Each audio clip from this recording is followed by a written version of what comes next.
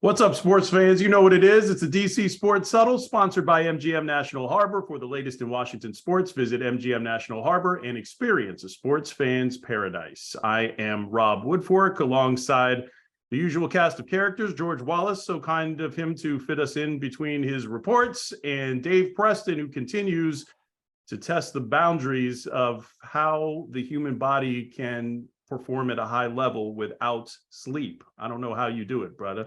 I'm surprised you said high level. I was just looking for the bare minimum or I like thought you were going to talk about mid-level. performing with the Christmas tree up. Hey, still. I thought keep that's Christmas with you all through the year, or at least this is being recorded on January 18th, and be it noted that Dave Preston still has his tree up.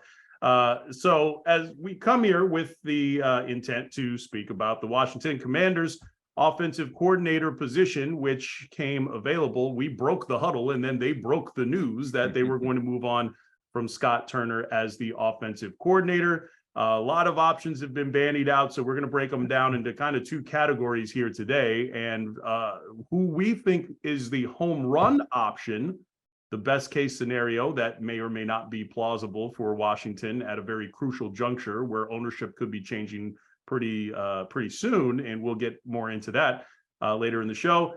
And who we think is the more realistic option, who we think that the franchise, knowing them to be who they are, who we think that they're going to end up settling on. George, you're the beat reporter for the Washington Commanders. Who do you think is the home run option, and who do you think they settle on?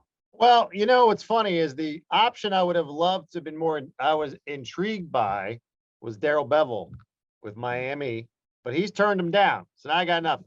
He turned him down. He said, thanks, but no thanks. We know that, who else turned him down? Oh, Jim Caldwell turned them down. Yeah. Here's the thing.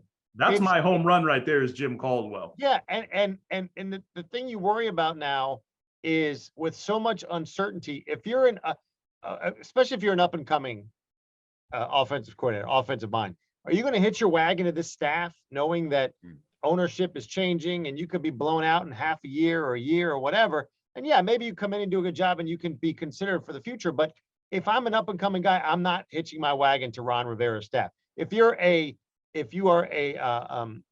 what do you call it? If you're an established offensive guy, offensive mind that's out of a job right now, like a Frank Reich or somebody like that could maybe come in and take over, and then you also could become the head coach midway through next year. Who knows if you've got that kind of experience? If you're looking to get back in the game, maybe that's how you take this job. But we've heard Caldwell, now Bevell say no thanks. Ken Zampese, who's already on the staff, is interviewing today. They talked to Pat Shurmur. If Byron Leftwich is out in Tampa, I'm all in on that. That's my home run as well, right there. Would he come here? I have three home runs: Jim Caldwell, Byron Leftwich, and Frank Reich. None of whom I think would take this job. No. But Byron Leftwich, I have to say, as of this recording on Wednesday, Byron Leftwich has not been fired in Tampa Bay, but there's some talk that he could be once they are done with their deliberations. Now, number one, that would be absolutely foolish on the part of the Buccaneers organization to do that, because they're just 2 years removed from a Super Bowl, and he would be a great fit here. And let's put the local ties aside for a second, because I think we would all love to see that. What is the deepest position Washington has on its offense? It's their receivers. They have a ton of receivers with the Bucks, and they use them masterfully, during that Super Bowl run in Tampa Bay. So I think he would be uniquely suited to come in here, and he's already demonstrated that he can lead an offense that is, sort of similarly put together as what Washington has. And also, by the way, yes, he is an H.D. Woodson grad. And that's one thing quietly Washington has done a really good job of over the years, is they've assembled quite a bit of really good local talent. Just about anybody on their defense who's wearing a C on their chest grew up in this area. Jonathan Allen, Chase Young, Kendall Fuller. So if you get an offensive coordinator who, let's be real, if they get off to an 0-5 start like they did a few years ago, he might end up being the head coach here under new ownership. So and that's why the Frank Reich thing is intriguing. He's been a head coach. Right. He was a Carson Wentz guy too, but that's done now. But you know my point. But the Leftwich thing is funny. If they let him go in Tampa, first of all, I don't think if they let him go, that means Brady's coming back. I don't think that's the case. And they didn't have an offensive line really. I mean, it's all of Byron Leftwich all of a sudden didn't forget, they just went to the Super Bowl. Yeah. So actually, if I think, and parenthetically, because he's a local, I feel like I can do this quick segue. But if Leftwich is let go in Tampa Bay, I don't think he would come here. I think the ideal landing spot for him would be Pittsburgh. And I know that they're saying that they might go ahead and hang on to Matt Canada as the offensive coordinator there. But under Mike Tomlin, where he was the backup quarterback during their glory years when they won, won a Super Bowl, went to another, I think that would be the perfect landing spot for him. Dave Preston, who do you think is the home run, and who do you think they settle on? Well, it all depends on what we mean by home run, because there are just as every ballpark has different dimensions. Yeah. What is a home run for this Washington Commanders This is a hitter's ballpark. Exactly. I mean, I think that I don't think they're going to get a great hire, as you guys have mentioned. Who wants to come? Just like it's very difficult to get an up-and-coming coordinator to come in here and be a head coach, it's very difficult to get an up-and-coming assistant to come in here and be a coordinator. Just like it's difficult to get a Russell Wilson to want to come to play in Washington, or someone who has the power to determine their NFL fate, even though Russell Wilson isn't what he was when he was with Seattle. So it's a difficult market for the team. I think Pat Shurmur might be the best case scenario for this franchise based on who they can bring in. He coordinated a number one offense in Minnesota. That was pre-Kirk Cousins, I believe, in 2017. I believe they led the league in total yards. I believe previously with Philadelphia, they may have led the league in rushing. So when he was there before he moved on, and before Chip Kelly got fired and things blew up there. He has head coaching experience. So it's the move that brings another adult, another smart guy in the room. And if things blow up with Ron Rivera, it's another option for ownership. They can go to Jack Del Rio. They can go to Pat Shurmur, two guys who have been head coaches in multiple spots and know how to connect and know not just being able to draw up plays and not just being able to formulate a game plan, but knowing how to win over the locker room and deal with a team as a program, as building a program and getting them through a season. I think that is the home run hire. I think, can we talk about safety squeeze and slap single hires at this point? I think, Ken Zampese is the guy. And at first I was like, Ernie Zampese's kid. He's 55 years old. So he has a wealth of NFL experience. It's almost a logical move. Although if Scott Turner wasn't the right guy for this offense, is the guy who was working under him, is he the right answer? And I think the issue, whoever becomes the new offensive coordinator in Washington, how does he mesh with Ron Rivera and what he wants to do? Because Ron Rivera isn't just the head coach. He's the empowered head coach. This is a head coach centric offense. So he's the de facto general manager. He's the guy bringing in groceries for not just himself, but for the offensive coordinator. He wants to run the ball. He said, 2-to-1 ratio. I think he was exaggerating a little bit, but he does want to show a commitment to run the football in 2023, maybe 51% or maybe 45%, which is still more than the league average. So whoever gets the job this offense is going to have Ron Rivera's fingerprints on it. All right. Well, here's the other thing. That's not necessarily a good thing. And I think we all agree, guys, that Ken Zampese would be a terrible and uninspired hire. Nobody said that. We all agree. Nobody said terrible. No, because that's Scott Turner light. Here's the thing. You're giving it Ron to Rivera has to swing for the fence here, because here's the deal. You have how many, you got to make a strong impression on the new owner quickly. Yeah. Next year. So you can't and who knows, if you start winning football games, then maybe Ron sticks around and offensive coordinator, whoever it is, but you have to have a strong offensive coordinator. Your coordinators have to be strong. And that's one of the underrated aspects of being a head coach in the NFL, is that in order to have the ultimate success, you need to be able to delegate to guys who are really strong coordinators. When the Patriots were at their absolute best, 3 Super Bowls in 4 years, they had two really good coordinators in Charlie Weiss and Romeo Crennel. You have to have guys that similarly strong here. And I think, and this is not my home run option, but I think this is who they're going to end up with. I think it's going to be Pat Shurmur, because forget the head coaching record. He was 9-23. If he ends up being the head coach here, even on an interim basis, that's a nightmare scenario for Washington. So let's forget that. But as an offensive coordinator, he does have, look, in terms of the rankings aren't beautiful. I think he's had 2 top 10 offenses in the time that he's been an offensive coordinator, but he works well with quarterbacks, both young and old. And he and chunk plays has been a hallmark of his offenses. They get a lot of chunk plays, and that's been a problem for Washington under Ron Rivera. So this is the scenario that I think plays out. I think you get Shurmur as the offensive coordinator. Howell goes into training camp as a QB1, and I think they're going to get one of these veteran quarterbacks who's played under Shurmur before. Case Keenum for a second tour of duty in Washington, or Nick Foles as a backup. What do you think of that? I think that is definitely in the realm of possibilities, knowing this team and knowing, what they do. And but this is the reality. You have and I think we've called him a lame duck coach going into 2023, because I don't think anybody feels super strongly about him staying, but just the reality of the ownership situation almost mandates it. So if he's here and he's got really kind of one more chance, I mean, that's kind of the best case scenario you're looking at. You're seeing what you got in Howell, and then you have a backup who the fans aren't going to be necessarily screaming for if the Howell experiment goes sideways. And I think that's the key, Rob, that there needs to be some patience with Sam Howell or whomever they bring in, if they bring in someone else. And there can't be Taylor Heineke did this, Taylor Heineke did that. So whatever the case moving forward, there's got to be patient, shown in there.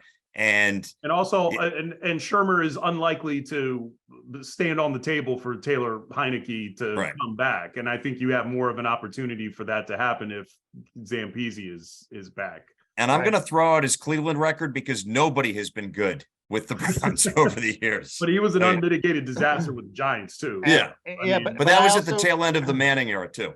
Yeah. I don't think though, I don't think whoever it is, I guess it could depend. If it's Shurmur and there's a coaching change, it's Del Rio's team. I don't think it's. Yeah, I don't think they would hand him. I think it would, because I mean that Del Rio already has experience doing that. I could argue Del Rio when his mother was sick. Like, I think Del Rio, you could argue, and I can make a case that Del Rio, you get better results with him coaching this team right now. I don't disagree with that. I wouldn't like it, but I don't disagree with it. He did have he pretty consistently had playoff teams in Jacksonville and in Oakland at a time where that wasn't a thing. So, I mean, he's not going to get you the ultimate success. I would even say that he's a more, he's basically Ron Rivera with a better track record for getting teams, having winning teams and getting teams to the playoffs. The problem, and I think I've said it on here before, I think the most notable thing, if you take the 15-1 Super Bowl team off of Rivera's ledger, the most notable thing he's ever done is get multiple teams to division titles with a losing record. That's not necessarily a good thing. So, is there a banner for that in Canton? Yeah, I don't think so. I don't think they put jerseys or cleats in for that, or a clipboard, I guess, in this case. But yeah, I don't disagree with that. I think Jack Del Rio does have a better track record. But here's the thing, and I think Shurmur falls into this category as well, is he's probably a better coordinator than he is a head coach. Actually, with Del Rio, I would say he might be a better head coach than he is a coordinator. And I think with Del Rio, what happened in 21. Yeah, I would just think with Del Rio, just his whole demeanor and dealing with the team, and just overall what we saw with Ron at the end of the year. That's how I kind of was. Yeah. I mean, I don't disagree with that at all. I mean, I would hate to see it happen. I think they need to get somebody who has some championship pedigree, but or at least translates to having some sort of if you get somebody who doesn't have coaching experience, but yeah, I would like to see them go in a completely different direction, and that's why we're talking about Leftwich. I would love to see Byron Leftwich get a chance to be the head coach of the team that he grew up rooting for. Yeah, I think that's a great story. Maybe All right, when you the new guys keep- ownership hits, we can you get guys keep talking. coaches and coordinators who view this job as a stepping stone as opposed to a Yeah. sentence. Yeah. You guys keep talking. I'll be right back. Okay. We're going to keep talking. We're going to keep talking about this, the offensive coordinator. And here's the thing. Here's the other byproduct of this is that it sort of directs who ends up being the quarterback. And I mentioned because Nick Foles and Case Keenum have played well and had their best work under Shurmur, those are very good and very solid options for backups to Howell and to break glass in case of emergency if something goes sideways with Howell, be it injury or ineffective play. Do you have a preference as to which one, Dave? As far as the new backup? I mean, between Case Keenum or Nick Foles? I mean, Oh gosh, I guess I would rather have Nick Foles. I would rather have Nick Foles because he's won a Super Bowl, and you've got MVP. Well, yeah, so you've got swagger there, and I think that's and he had a video game season where I think he threw 27 touchdowns to 2 picks. Yeah, where does that happen? That does not, like, in the metrics of life, that does not happen. Right, and I think Shurmur was the offenthis coordinator exactly for that season, right? And I think he'd be a good fit. He'd be a decent mentor who doesn't think that this needs to be his team, and I think, especially with the way things turned out in the league this year, where there were 60 plus starting quarterbacks, a record in the modern era, a record, period, with, I think, the exception of the strike season where you had, players crossing the picket line and things of that vein, the scabs.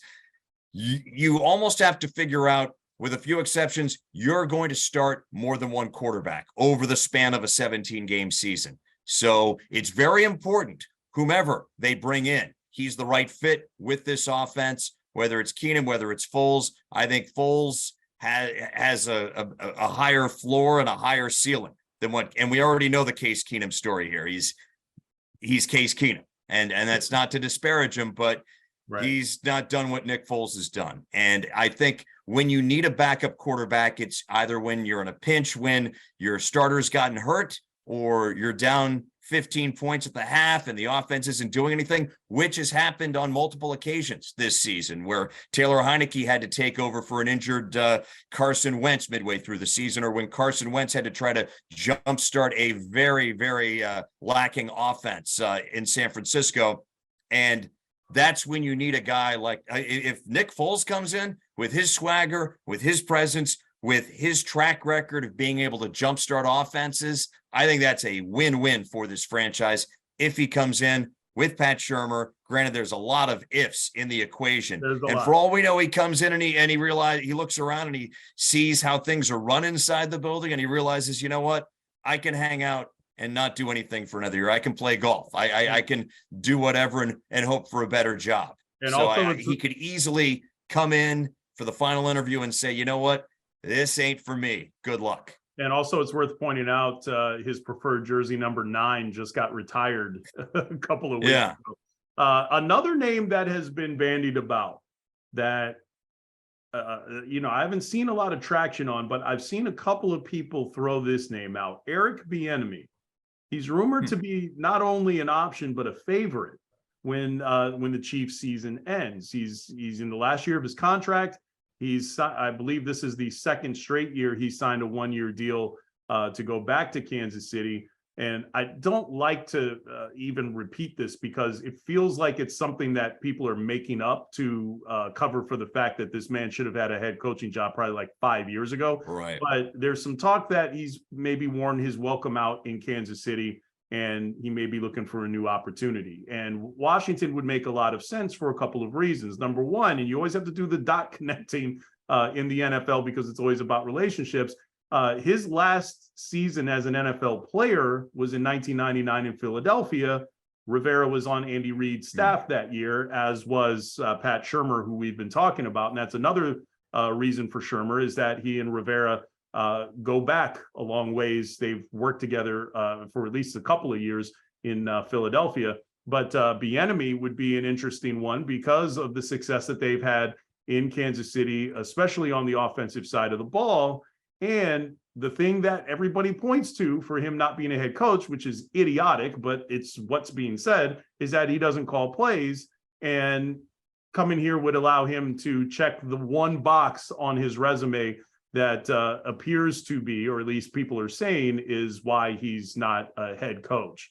I think Bieniemy would be a really interesting. I don't know that I would call it a home run, because that feels like one of those things where that Washington has done a million times, where they get this thing that looks really good on paper and then it ends up going sideways for a bunch of reasons that nobody determined. But how do we feel about Eric Bieniemy as a possibility? Well, I think Eric Bieniemy, him moving here would be similar to Marvin Lewis coming over and being the defensive coordinator in year one of Steve Spurrier. Yeah. And it was a legendary hot chocolate cake at Morton's that sealed the deal, some people say. Yeah, but here's the thing: what happened with Marvin Lewis the year after that? He got a job at Cincinnati. So I mean, that's that head coaching job. So I mean, so that to me is like that's a win-win. There is that Bieniemy gets whatever last launching pad he needs to get to the head coaching gig. Washington gets a guy who's an established play caller who's, let's be real, is better than anybody they have a right to expect to want this job.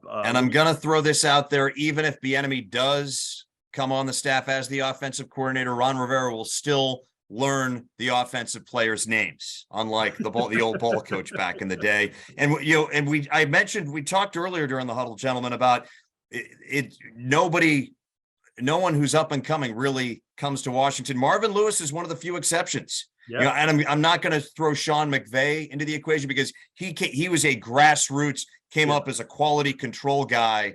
But Marvin Lewis is the one guy who came to Washington and left with his career in better shape than when he arrived. So, but also it's fair to point out that he took the job at a time before we knew Snyder was a disaster of a human being and an owner. So, well, he ordered Cajun shrimp at a steakhouse.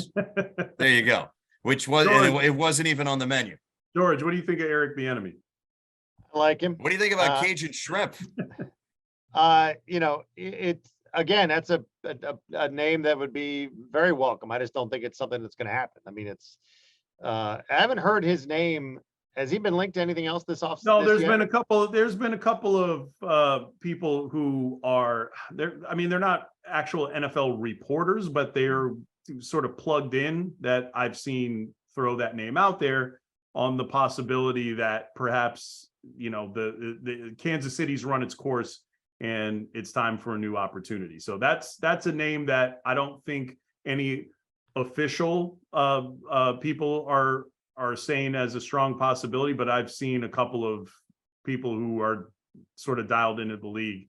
If Houston weren't such a hot mess, I would hope for him to get that job and get CJ Stroud in the draft and see what Eric Bieniemy could do, with a handpicked quarterback, because the toughest thing, as we know, is these offensive head coaches who do great with whatever program they're in. They get their first head coaching opportunity, and it's with the team that either can't protect their quarterback or it's with a team that has absolutely no quarterback. So crossing fingers, but then you've got the McNair ownership that makes this one kind of look stable in a way, because they're going to have their fourth head coach in 4 years. Yeah, and the last two were black head coaches that they used as basically human shields. So I have zero interest in seeing him finally get his opportunity and have to go to, let's be honest, probably the one franchise that's more dysfunctional than Washington is at the moment.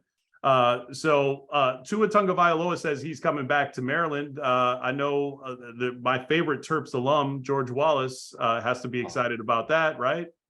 Yeah, I am. And it's he at this point, he's not going to be a first round pick. I think that he realizes that. And look, when he's been good, he's been good. But when he's been bad, he's been pretty bad. So, I like the fact that he's coming back. Mike Loxley likes the fact that he's coming back. He's already set records, passing TDs, passing yards, 18 touchdowns a year ago. I'm anxious to see. I'm glad he's coming back. And I think that, back-to-back bowl wins for this team. It's been a big 2 years. And, maybe next year with the stability that they've had now 3 years at quarterback, then maybe, you get one of those big wins like I thought they would get this year. But I do think that it is good news all around in College Park.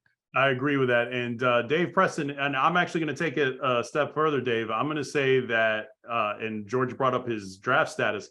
no, he's not going to be a first round pick, but I could see him coming in one of the later rounds, Right. and having some success at the pro level if he lands in the right system. Is that, I mean, you've seen as many games as anybody. What do you agree with that? I think you're right. I think my concern with Talia is that he's slight, so he's not that big 6'5", but he's a guy who really works to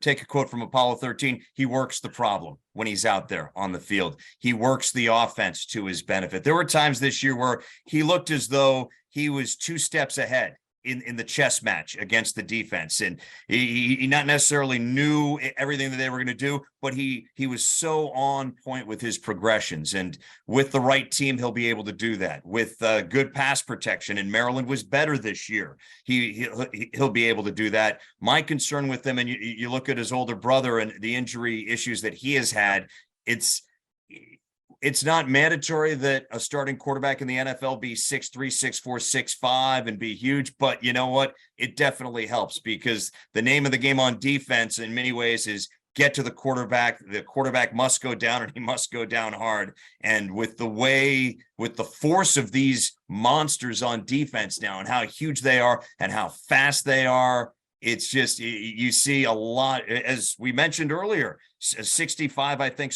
different starting quarterbacks this year, some due to ineffectiveness, but a lot due to injury, a lot due to season-ending injury too. So I think that Talia definitely can play his way onto an NFL roster with another solid season.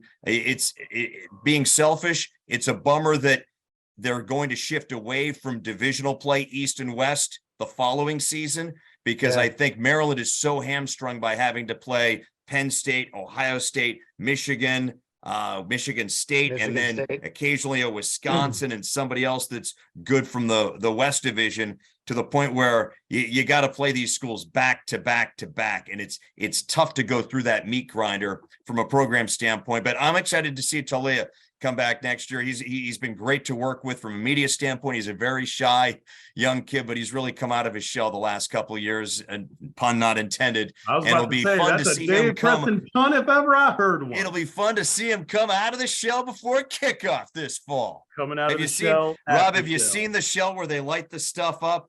I'll send you the video. Okay, talking college hoops, we always talk about how Virginia and Virginia Tech are big rivals. There's a better rival in the Commonwealth. That's VCU and Richmond. They play this Friday evening. Both teams are hot. VCU's won 9 of 10. Richmond has won 4 of 5. The Robbins Center is going to be a rockin', as this may very well be for first place in the Atlantic 10 Friday night.